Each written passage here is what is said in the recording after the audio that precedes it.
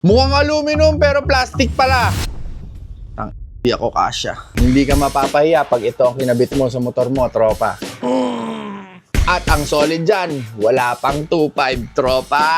Ito ang 45 liters hybrid hard plastic top box. 45 liters na siya kaya maluwag na maluwag talaga. Kahit isang full face helmet, kasyang-kasya na sa kanya. May kasama pang sandalan ng backride mo kahit hindi naman siya ang OBR mo. Bukod sa may lalagyanan na siya ng gamit niya, may sandalan pa siya. Mas magaan pa siya kaysa sa mga aluminum top box. Kasi hard plastic siya. At waterproof na din siya kaya hindi ka mag-aalala sa mga gamit mo kung mababasa. May kasama na rin siyang leather inner kaya hindi ka nabibili ng separate nito. Napakaganda ng itsura, pare. Solid.